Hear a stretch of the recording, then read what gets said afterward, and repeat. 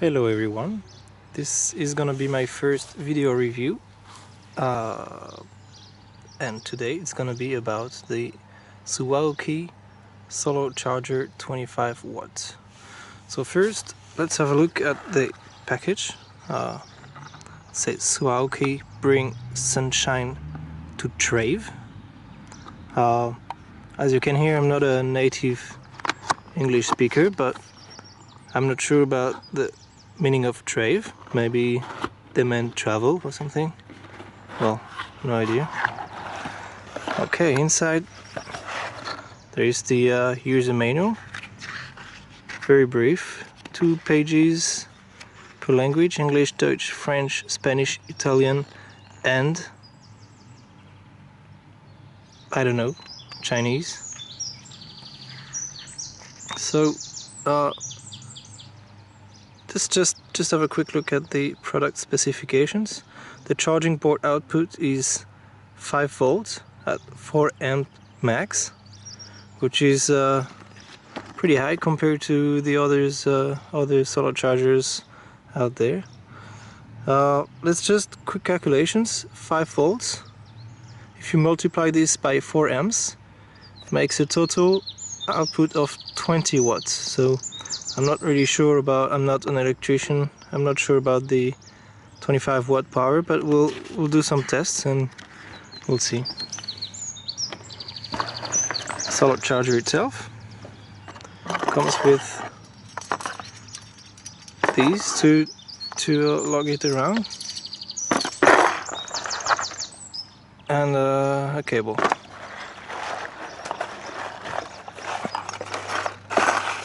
So the charger itself, magnetic, come with nice protection.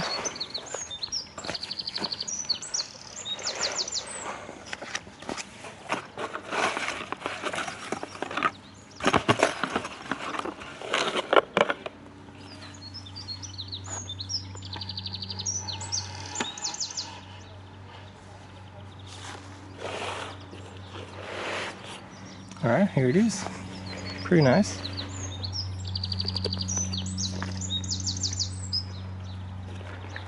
There's a zip pocket right there. Probably can't see, but inside there is LED showing that it's charging actually. I mean, it's producing power. There are 2 USB ports.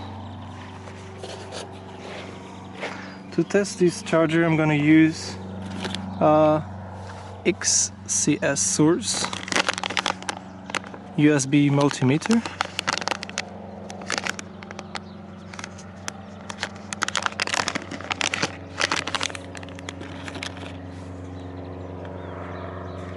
So we'll be able to check the actual output. I'm gonna use this with a power bank Anker. It's the 2nd generation Astro E7. Capacity is 25,600 mAh. The input with this power bank is 5 volts at 2 amps, so that's the maximum we'll be able to charge it with. So let's try this.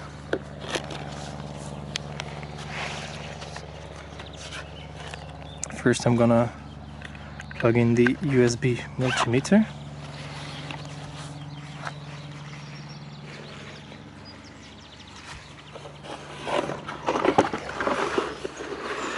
Put this panel toward the sun.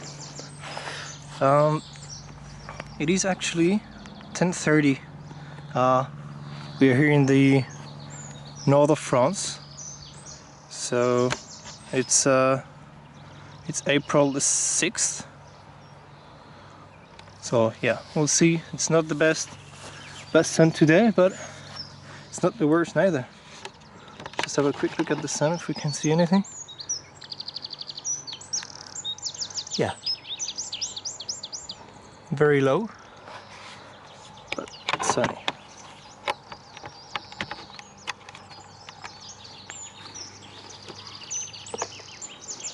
I'm now gonna plug the USB cable. Oh, let's have a quick look. What does it say?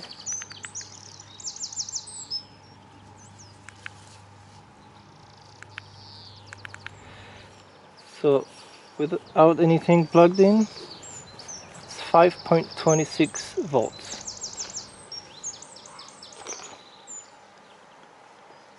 Now I'm plugging in the power bank.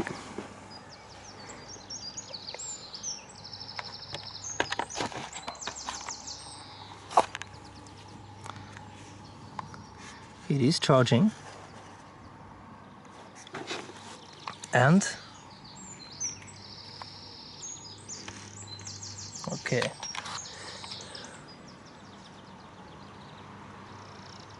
Okay, sorry, can't see anything, I guess. It's 1.65 amps for 5.12 volts, which is actually not bad. So if I multiply 5.12 volts by 1.65 amps, makes a total of, okay, I don't see anything again, 8.45 volts, or watts. So pretty good actually.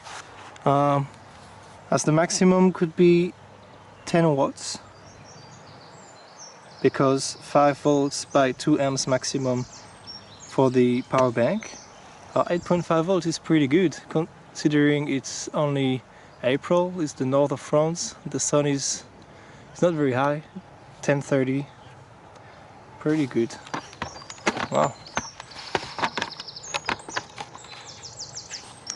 I'm now gonna try something else. I only have one USB multimeter, so I won't be able to tell the output for a second device, but I'm gonna plug in iPad 2, an old one, and see if there is a drop. Okay, it's charging. I heard that. Yeah, it is charging. And now I'm gonna check the multimeter again, and it says 4.95 volts, 497, 498, so pretty close to 5 volts. And now the power bank, it dropped to 1 amp. So that means 5 watts. So I was expecting more. I was expecting the iPad to take at least 5 amps. I guess that's what it's taking. But I wasn't expecting the output for the power bank to lower. Considering it's a 25 watt solar panel, it was using 8.5 watts. I don't know. I guess maybe due to the sun, maybe due to the panel, I don't know. Anyway, I think it's anyway better to charge a power bank rather than just to charge a phone or an iPad or anything else. So it's producing 8.5 watts. I'm pretty happy with this. Would be nice to be able to charge 2 power banks at a time at 8.5, 10 watts each for 25 watt solar charger. Should be the case, but that's great. It's free energy, I guess. Alright, that was my first review. I'm not an expert in solar or electricity or anything. I'm just very curious. I've been reading a lot of reviews, and I've been wanting to buy a panel for a while. I was looking for Anker, for Vinsik, for Goal Zero, for raft power, I decided to go for this one, and comparing the other reviews, I think it's pretty good. It's nowhere close to 25 watts as of today. We'll try again in the future. But it's nice. It's pretty light, it's pretty small, it produces energy, even though, well, today it's pretty sunny, it's nice, but I've tried it yesterday. It was cloudy, and it still produced 1 amp. It's just it was just about 5 watts instead of 8.5, so yeah, it's very nice. If you buy one of those, I would suggest you to buy one of those USB multimeters. It's very nice to locate the best position for your solar panel. Also, you can check your cables to see if they are good, if they let the energy through. Yeah. All right. If you have any questions, well, ask them. I'll try to answer them. I think that's all. Just gonna check once again. Now it's 5 volts, 1.10 amps. So it's a little bit better. 5.5 watts. Alright, here we go. So, getting better. 1.62 amps, 166. And the iPad is charging and the power bank is charging. So that was because it was not set properly. Another reason why it's good to get a USB multimeter. This one is the, let me tell you, KCX017. I paid about, it was about €8 on Amazon. Works great. So 164 at 5.12 volt. So it's 8.4 watts to the power bank plus the iPad, which of course I cannot tell because I don't have a USB multimeter, I mean a second one. So no, it's getting way better. It's I tried the iPad itself. For some reason it's only charging at 1 amp, so 5 watts maximum, so it would be 12 to 13 watts. Yeah, it's getting better. Alright, I think that's it for this review. I hope you enjoyed it. I have no idea, maybe it's long. I don't know if I'm gonna cut anything or just leave it as it is. Alright, bye.